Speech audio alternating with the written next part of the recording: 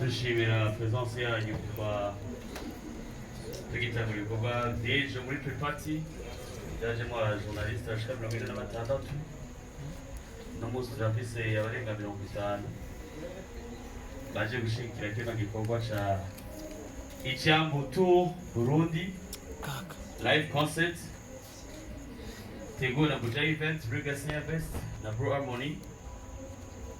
Niteka rero kubona abamenyesha makuru muri ngaha kugira ushobore gushigikira kino giteramo. Izina rya ni Arsene Bucuti, ni media officer.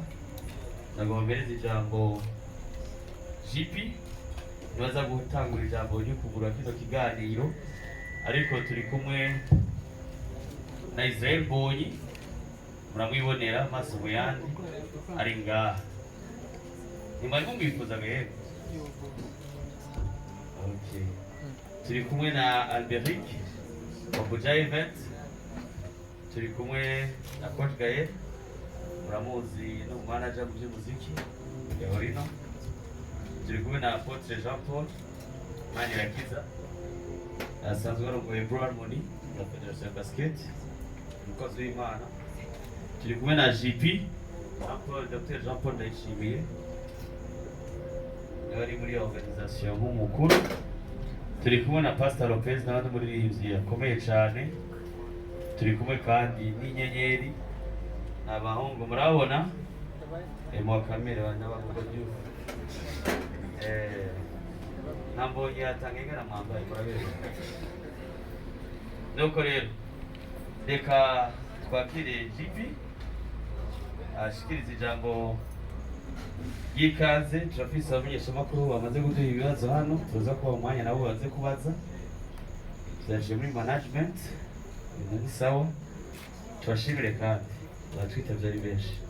Jambo rya GP ni aheza Israel Mbonyi araza kutubwira na wene ivyerekeye kino giteramo ajemo murakoze.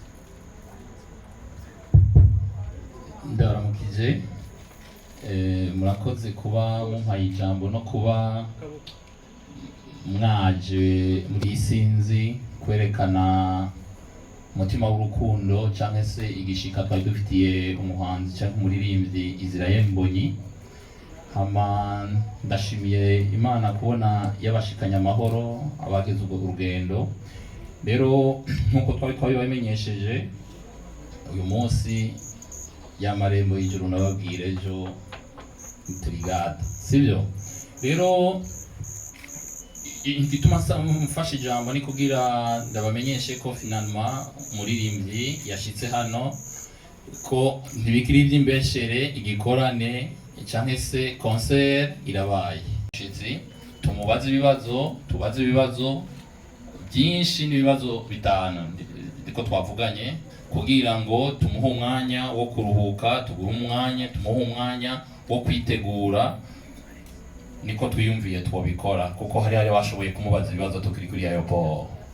Hama ikindi kintu nagomba ndangirize ko ndabasaba ko mumenyesha abantu nuko itike zidandarizwa hajya ahantu twababwiye. Uje kuyigurira ahandi azobaguze itike itariyo, tubimenyeshe neza, mubimenyeshe neza. Ugurira tike itaraho twamubwiye azobaguze itike itariyo, kandi bishobora kumugora kwinjira ugasanga aribwe, sibyo? None cyo gituma rero nashaka nsubize ijambo warimpaye. Hama mwakoze cyane kwitaba ubutumire bwacu, kandi twizeye ko turi kumwe namwe gushika ibirori ama concert aheze. Murakoze.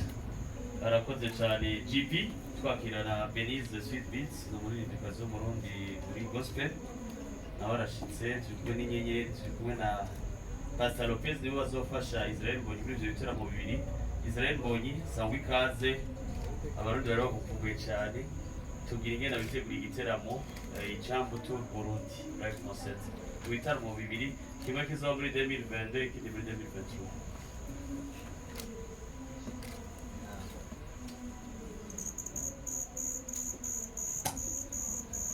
Muraho neza. Ndabasuje mwese. Turakuramukije. Ndabaramukije. Nitwa Israel Mbonyi Cyambu, nkaba nturutse mu Rwanda. Kigali ndashima Imana ko ndi hano ku butaka bw'u Burundi ndashima Imana ko twabigambiriye igihe kinini ariko igihe akaba ari cyo gihe Imana yifuje ko yashimye ko tuba turi hano ndatangira nshimira abantu bose babigizemo uruhare aba bose twicaranye hano Imana ibahumurize cyane I feel blessed to be here and humbled kubera ko yataba Imana n'aba bagabo ntabwo nari kuba ndi hano ndabashimira cyane ndabashimira namwe mwatwitabye mukaza gushyigikira kino gikorwa ijambo ry'Imana rivuga ngo niwe duhesheje igikundiro no kuba intumwa kubw'izina ryawe kugira mu mahanga yose habemo abizera babihishijwe no kumvira ibi byose dukora n'Imana yabiduhaye kugira ngo tubikore hanyuma mu mahanga hazaboneka abantu bumvira Imana rero ndanezerewe kuko niyumva n'umunezero gusa ibitaramo dufite ni ibitaramo bibiri kimwe kizoba ku itariki 30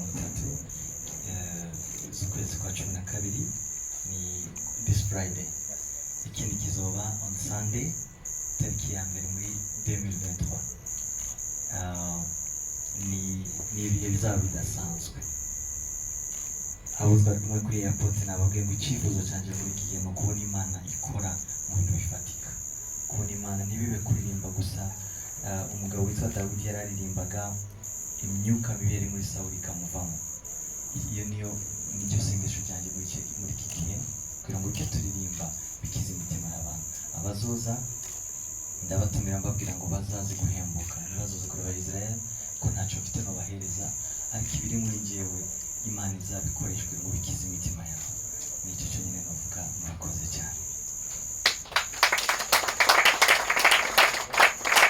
nuko ndabona akanyamuneza kenshi cyane sinzi ko Amerika na Appotre aribyo baza kuvuga ariko mu mwanya cyo gutanga ibibazo ndazi ko waryohewe Amerika yagutwaye umwanya munini ujya mu Rwanda mwe na Appotre na Coach Gael atubwira ati munyashe jambo riryoha Yesu ashimwe si byinshi se navuga kubera ko byose nabyumvise ariko nk'uko eje kubivuga umunezero utagira uko uvugwa iyo icyo umuntu yifuje cyangwa yashatse gishitse nta kintu umuntu akora ni ugushima Imana turashima Imana ku kungene yabidufashije bikaba turashima Imana kungene bagize urugendo rwiza bagashika bafite amahoro turashima Imana kungene mwatwitabye ingene biriko biragenda kandi byose biriko biragenda neza twizera ko izobana kutugira neza gusumba kugira ngo haba mu nteguro haba ku bantu bazoba bahari bashobore kuronka icyo baje biteze twebwe nta kintu twoshobora ariko kimwe mu c'Imana izoduha gushobora kuba twokora tuzoreka ishobore gutemba bibe au service yanyu kugira ngo byose bigende neza nkabashimiye abantu twakoranye n'abantu n'ukuri bafise umutima w'Imana n'abantu ikintu bari bacifuza ko coshika hari abantu babisengeye dushaka kubashimira rwose kubera ko burya Imana ishobora kuduha gushitsa ibyo yonyene ishaka rero kuba bishigikiye kuri uku canke kuriya n'ukuri j'ai vraiment une très grande reconnaissance par rapport à cela shimira n'umuririmbyi wacu shimira n'abaririmbyi bacu shimira n'abantu bose bari ngaha bariko barakora ibishoboka byose kugira ngo izi evenement ziko zirakorwa zigire réussite rero jewe nibaza ko Imana yadufasha kugira ngo igihe biriko biragenda neza tubandanye duca bugufi na cane cane hadasohoka amazina y'abantu mugabo hagaragara icubahiro c'Imana merci beaucoup amen Coach Gael abana yaje mu Rwanda no mu Rwanda. Yes, merci. Nani vraiment ndashima kandi ndashima mwese ko muri hano nibaza ko media birafasha kugira ikwize ibintu byinshi ku bantu benshi yaba ndetse n'ubutumwa bwiza kandi nayo kuba musapotinga industrie ukeneye bashimiye hanyuma nagira gato bavuze ngo reka twe témoignage umushinga n'indi ngaha hama tukaganira gato na Mbehiki hanyuma bati ni gute twarangiza umwaka vraiment harimo ikintu kidasanzwe kiriko kirabera mu Bujumbura hama ndiziko Mbehiki yavuze ati none gaye Israel tugenda gute mwaje Israel ni petit frère reka tuzagere twumve ko iki kintu kiri ku mutima we amajeze mu Rwanda turaganira Israel arambwira turaganira ntabwo twahuye dushanganye cyangwa tuganira ibindi bintu dushaka gukora hanyuma sinzi ukuntu ikintu cy'uburundi cyaje arambwira ati nifuje kuyobora kuva kera ati hari icyo Imana yabibwiyeho ku cy'uburundi ariko bigenda bidakunda ati namwe none simeze ibyo tugende i Burundi abizi murabizi ko ngaha ni muhira tujye muhira basi ati reka tubikore turebe hano ndashima Imana cyane rero kuva umunsi byari bivuye ku kintu of course cyari no muri Israel tupagana Beric Jean Paul tujoininga ndabashima cyane hanyuma turi hano rero umunsi wageze amareka turebe ibintu sasa Imana ifitiye Bujumbura mbere y'uko umwaka urangira. God bless.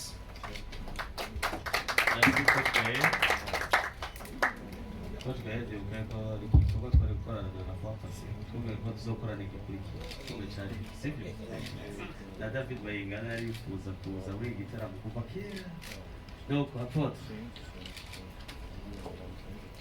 Thank you so much.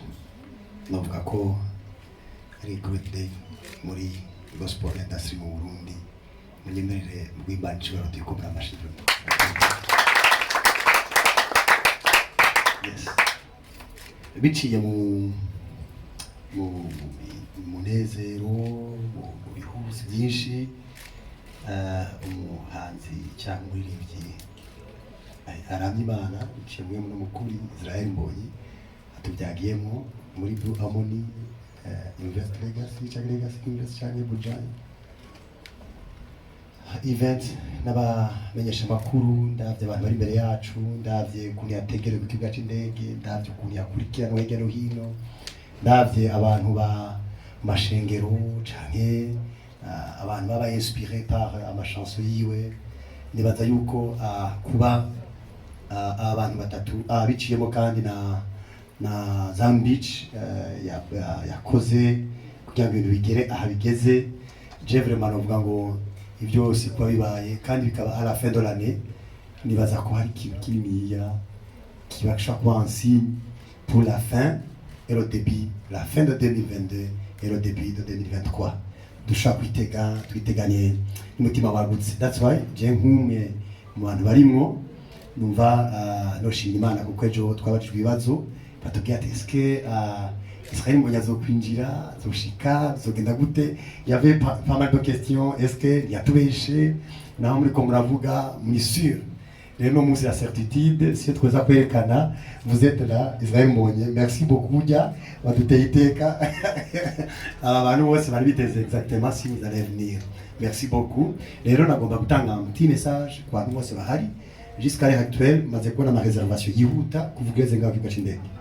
Yes, bamaze gutelefona abantu batandukanye ndamaze kuba nka 25 appel bamwe bafata 15 abandi nimwe abandi za uravyumva byamaze kugira seulement le petit message notanga nuko bimwe bavuga kugura ibintu ku mwanya wa nyuma bagaca dutwara muri inconfort ya management bo dutera iteka bakabikora hakiri kare pour les accueillir dans la royauté et dans la sincérité.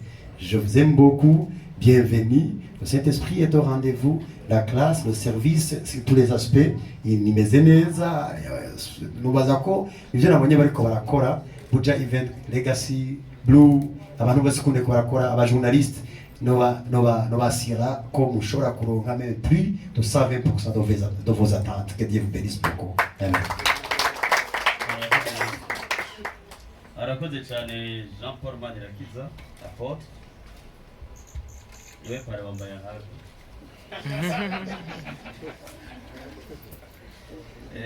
turaha ibibazo twasabye abajournaliste ko ibibazo avant yuko muri ndashaka ngaho Iwizeye Cedric wa African Gospel TV sitwari ngaho ego ibibazo mwazize mwanditse ikibazo kimwe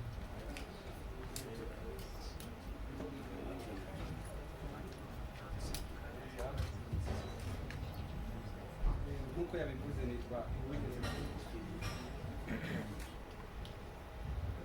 nk'uko Arsene abivuze nitwa Ihuize Cedric nahise question imwe nshobora kubaza Israel Mbonyi kubera iki izina icambu. Okay, subiramo. En fait ariko avuga izina ryiwe yarengeje ko icambu kubera iki izina icambu. Okay, urashaka kwishura?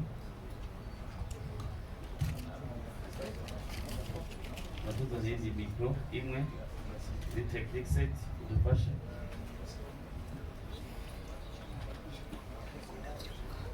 Okay. Murakoze cyane kubera iki izina icyambu nitwa Mbonyi icyambu. Amazina yanjye. Okay. Mbonyi ni izina bagize rigufi barihinye. Mbonyi ariko ni Mbonyi icyambu izina rirambuye. Maybe wenda ushaka kumbaza impamvu my album yitwa Icyambu, wenda nabigusubizaho nuko dufite ministeri yitwa Icyambu ministry, and that ministry yaje mu gihugu Imana yampamagaraga. Imana yarambwiye ngo umunsi banyita izina mu Icyambu maze gukura numvaga ari izina ry'abantu bakuze bashaje ntabwo narikunda. Noneho nyuma ndikugusiga n'izi meaning rimwe Imana impamagaye mbona umuntu araza arambwira mu nzozi ngo mbega si witwa Mbonyi Icyambu? Ndavuga yego, kandi sinarikunda igeze. Arambwira ngo Imana izakubwira icyambu cy'abantu benshi cyane kuri iyi si.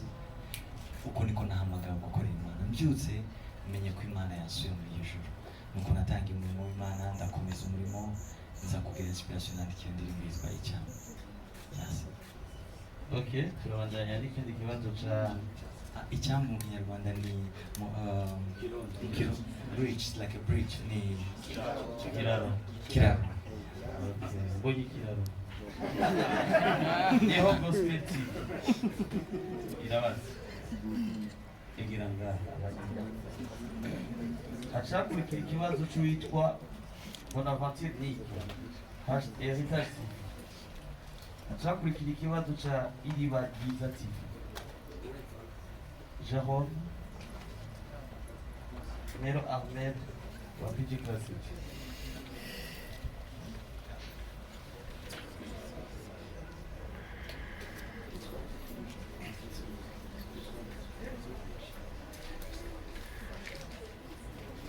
Shalom.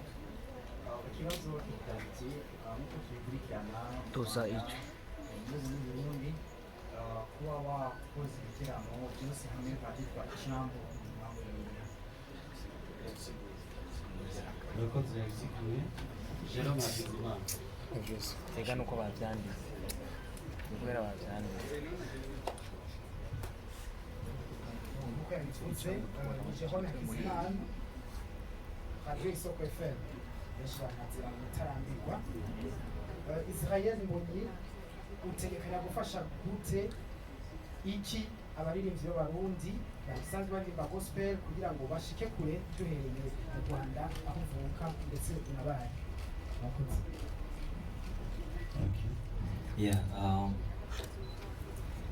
Icyo ni ikibazo cyiza cyane. Sinzi nabazinganira na bagenzi baje ndimo babwira ukuntu n'ubu uyu munsi biracyahari ukuntu dukunda indirimbo z'abarundi cyane. Twabaye inspire n'abahanzi benshi b'abarundi kuva kera twumvaga indirimbo zabo baratwinspire batuma natwe dukunda kuririmba Imana.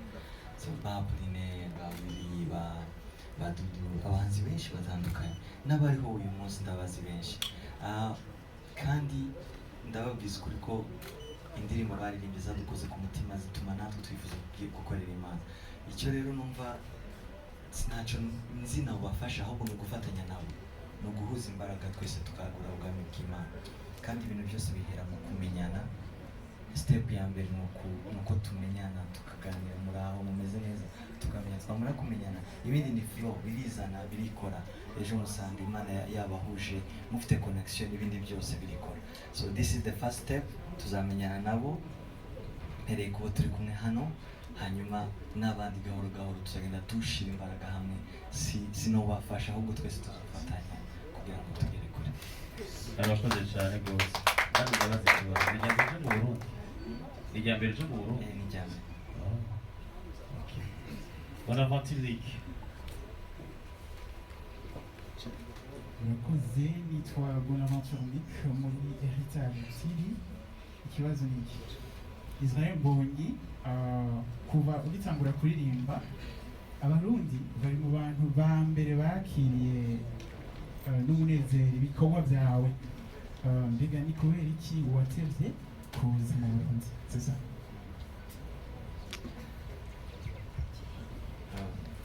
ni igihe cy'Imana, ni Imana nyine yashimye ko tuzo buriya muri gahunda y'Imana yari iki gihe nicyo cyiza. Iyindi minsi yose twarabyifuza ariko ntibyagenze uko tubishaka. Iriba ryiza ati murakoze cyane, nitwa Thierry Rukundo, Iriba ryiza TV. Ikibazo nagomba kubaza Israel Mbonyi kiravuga kiti Israel Mbonyi tumuzi nk'umuntu azwi cyane muri gospel mu Burundi ndetse no muri South Africa. Irihe banga ryo kumenyekana kwawe? Mbega fanatisme ukuntu kuzwa cyane uhubijera gute kugira ngo biguhe gushobora kumvira Imana? That's very nice. Icyo ni ikibazo cyiza cyane. Njyewe kumenyekana sinari mbizi ko bizoba, sinigeze nanabisengera, Imana yarabikoze. Ariko iyo wamaze kubigeramo hahora hari room yo gukura. Buri gihe haba hariho espace yo kugrowinga, ukagenda ukura, ugenda wiga, Imana ikwigisha.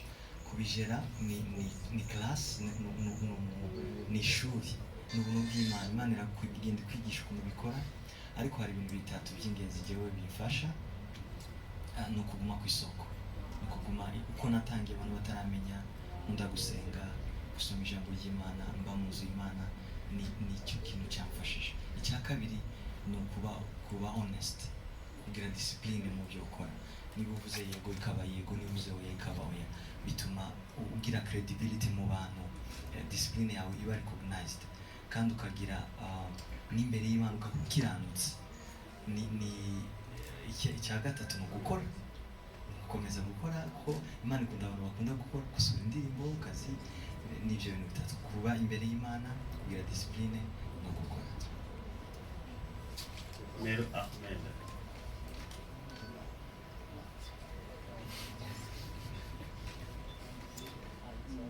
Murakoze, akazina kanje ni Mero Ahmed Mukiza, nari serukiye umuyobozi wa Classic FM.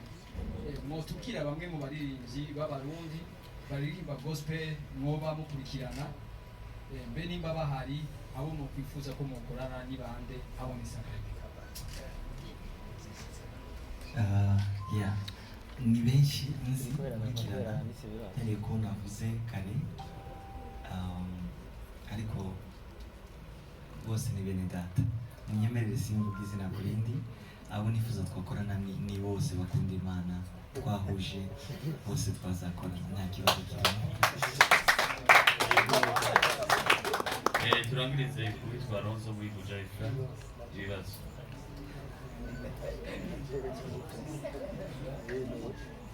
Ego murakoze, nanjye nitwa Ronzo. Ikibazo cyanjye ni iki: musanzwe mufise abakunzi benshi hano Bujumbura, ariko kandi no mu ntara zo hagati mu gihugu benshi basobanuka. Mbega bitegeye performance imeze gute? Ikindi kibazo nacyo turatubona kenshi ku ma réseaux sociaux mugira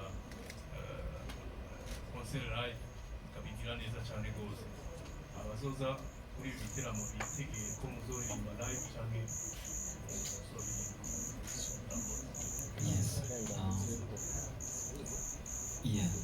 birumvikana. Icya mbere ni uko tuzacuranga live, twazanye ekipe yose y'abantu benshi, timu yanjye yose irahari, tuzataramana. Ikindi wavuze ni abantu bazoturuka ahandi, bitega iki? Ku bwanjye sifite icyo nzi nubwira umuntu ngo yitege, ariko icyo nzi ni uko ikiri muri njyewe. Petero ngo mugenzi we babwiye ikirema cyarangwa, barambwira ngo ifeza n'izahabu ntabyo dufite, ngo ariko mu izina rya Yesu guhaguruka ugenda. Sibyo? Twebwe ntabwo nzi icyo nabwira abantu ngo ndabahereza gifatika, ariko nzi neza ko ibiri muri njyewe bibashe gukiza ubugingo bwabo, by'Imana yashizemo bibashe kubavura, bazaze biteguye kumva Imana, kubona Imana mu byo tuzaba turi gukora. Ikindi nababwira ni uko muri gahunda numvishe hari si hano Buja gusa Bujumbura, numvishe ko hari indi gahunda izaba nyuma kandi nziza bazatumenyesha tugatarama turi na benshi kurushaho.